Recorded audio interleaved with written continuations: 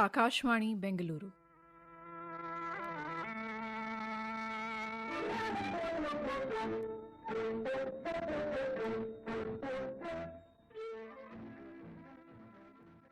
Good evening and welcome to tonight's Yuvavani.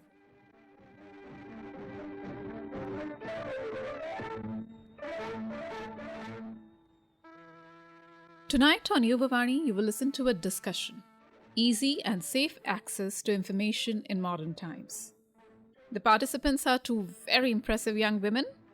Sama ASIYA, she's a public speaking instructor, educator, and curriculum designer. And AYESHA IZHAR, head educator and recruitment head for an institute called Open House, which is dedicated to extracurricular development of youth. Hello everyone, this is Sama ASIYA. Hello everyone, my name is Aisha.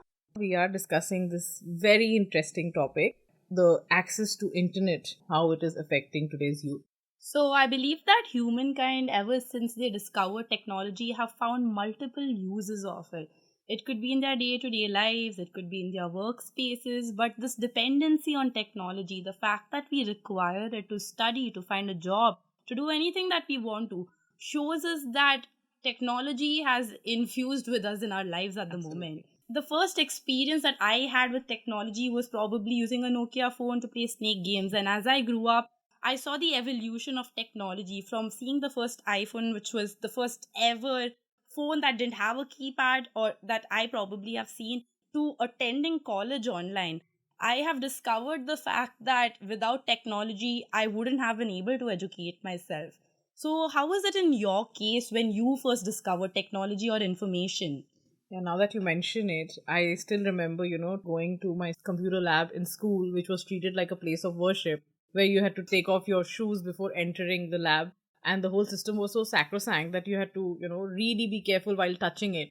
That is what technology was about 20 years back. And today, the average number of devices a person has and an adult has is at least two. Because you would see he or she would either have a phone and a laptop or an iPad. Like there's something with the person all the time. It's like an extra hand, you can say, an attached organ to the body. That is what technology has become to us. Recently, somehow I feel there has been far more usage of technology. Somehow the dependency has just grown. What do you think is pushing us there, pushing the youth there? I believe that the role of the pandemic was a major contributor to the usage of technology, because pandemic is when we realized that our office spaces, our classrooms, our meetings, our gatherings, even weddings could be done online. So Yes. the fact that our entire life depended on that one internet connection and that one device to work shows us that every little milestone will require a certain assistance from technology or Correct. some form of information that we receive from technology.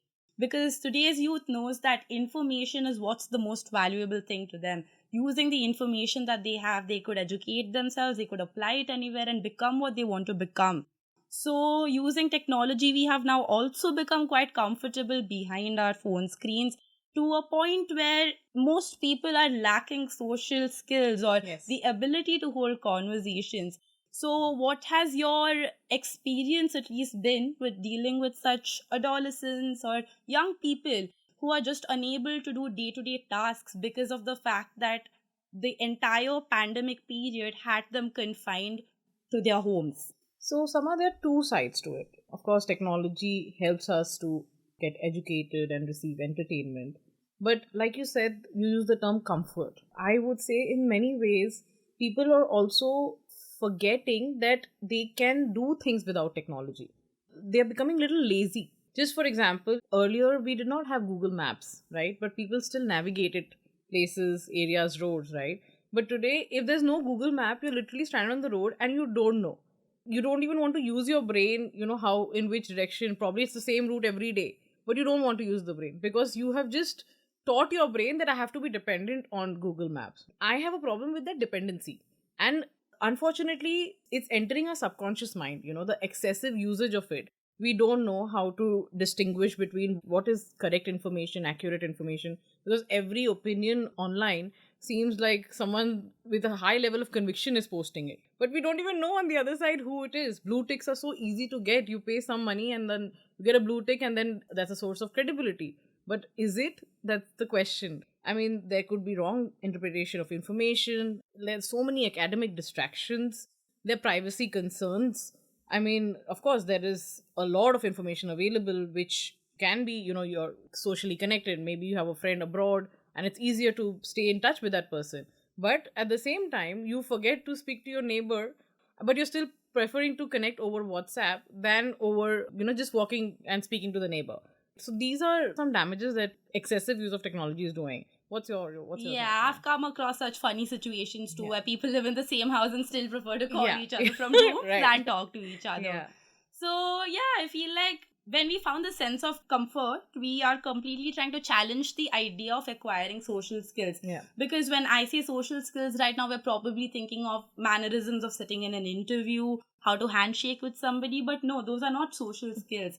They are probably things like how to start a conversation, how to ask a question to somebody, how to articulate your sentences, how to articulate your thoughts. How to know someone better. Yeah. Correct. Now, these are things that you learn only through certain social experiments, let's say. When you put yourself in a situation where there are two people or more, you learn these things when you go outside. Correct. And that has caused a major challenge among most young people at the moment, because it not only interferes with their day-to-day lives at home, but it is posing as a task at schools and most colleges, where it becomes difficult to sit in a classroom filled with 30 to 100 kids and focus because there's so many things going on. True. So I believe that the current generation of young people at least need to build their own conscience, need to formulate their own thoughts, because being socially aware will anyways happen when you have a phone that tells you what's happening constantly. But being self-aware is something you learn. Being self-aware also causes you to make the right decisions based on informed choices. So what do you think? Do people even analyze information anymore? Or do they just doom scroll because their algorithm is there showing them what they are seeing? It's a very, very scary question actually, because if you've seen the movie The Social on Netflix, it gives you a very strong idea of what algorithms are doing, how they're manipulating consumer behavior, how they're manipulating self-esteem of children. If by chance you like something, some post, some quote, you're actually opening the door of information of what your emotional state of mind is. And then similar reels keep coming on your newsfeed, similar quotes keep coming on a newsfeed, and that becomes a belief system without you being aware of it. How does a parent challenge or monitor it at that level? You cannot. So the only thing that we can do probably is teach the child, have the child to have some sensibility, some form of thinking, where the child knows what is something that I should allow and what not. Child, adolescents, anyone for that matter, right?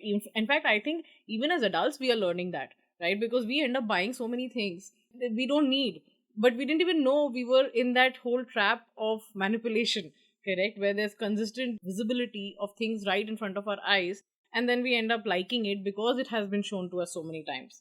Absolutely. There are so many young people right now who know so much about the world, who are actively working towards it. But what's happening is that it's causing some form of news exhaustion. We're tired of seeing the same thing again and again. We're tired of the problems not being resolved. We're tired of not having an opportunity up there because it's a long ladder to climb. Apart from that, it also puts us in a spot where we might desensitize ourselves to certain tragic news, because the outrage that must happen to news that is currently shown to us should be much louder, should be much impactful. But probably one of the reasons why it is not is because we are so desensitized to it. So countering disinformation, differentiating between right and wrong is something every person on the internet is learning. Young people who sign up for new accounts, seeing new things, need to understand what they like and what they don't like. And based on this behavior itself is what the algorithm shows you. Yeah. So apart from this, low self-esteem in people is also something that I've seen, because we are all obviously obsessively checking our feeds. We're obsessively texting people. Now, so far we've only heard young people or adults complain that, oh, either someone else is on their phone or they are always on their phone. But what's the solution? As educators, policymakers, civil society organizations, or even tech companies and caretakers, or as young people of this generation, what could be the solution? There is no fixed solution, I would say, because we are still experimenting, we are still learning every day. Every day there's some new scenario that comes up, and we either don't know how to deal with it and learn from the lessons that come out of the situation, or we exercise something that has to be very closely monitored, or stop screen time for young people.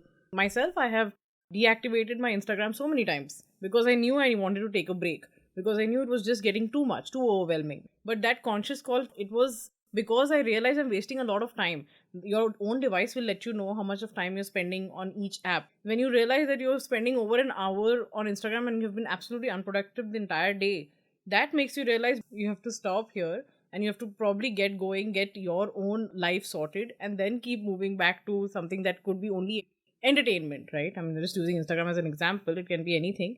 But yeah, of course, learning how to use the technology as a tool rather than using it only because we need to run away from reality. Okay, that's a great point you've made about using it as a tool, because I see most students right now using so many AI assisted tools to help them through college, to help them through assignments, to help them through exams. Because once you have reached a level where you're at college, you don't have textbooks, you don't have people taking tuitions for you, you don't have anything else.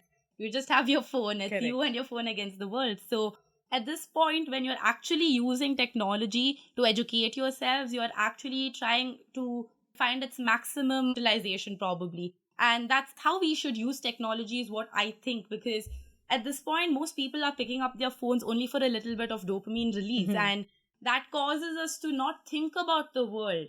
And at this point, we should just drop our phones and take a step back to understand what are the simplicities of life.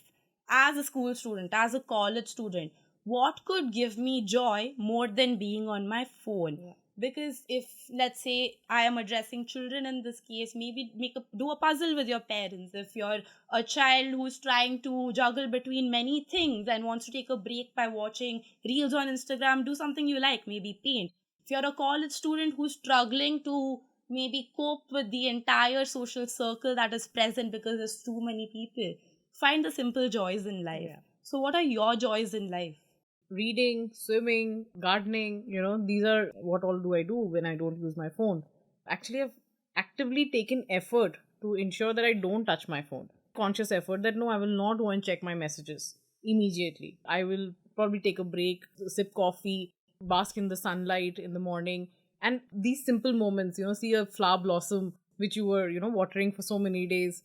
These small things, just for example, physical fitness. If you detach from a device and just go and play soccer or a round of badminton, that in itself will give us dopamine. But nobody realizes that. So I believe it's just our active decision to take a step back from our phones, drop it, and just go take a walk, go drink a cup of tea, like you said.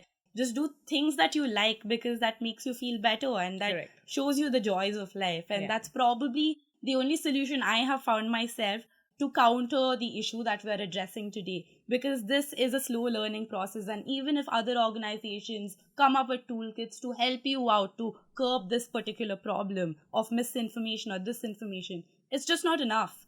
We're all not doing enough. Correct. So I think as a race, we should know where to stop technology and still continue living the quality of life. It should not be so intertwined that we have totally forgotten who we are or how we can deal with it. The simplest thing we could do is put our phone down, open the door, take a walk. Do that right now. Awesome. So I think we've just started scraping the surface about technology. And yeah, it was nice talking here. Thank you so much. Thank you, everyone. You were listening to Yuvavani. Tonight, there was a discussion on safe and easy access to information in modern times. The participants were ASIYA and AYESHA IZHAR.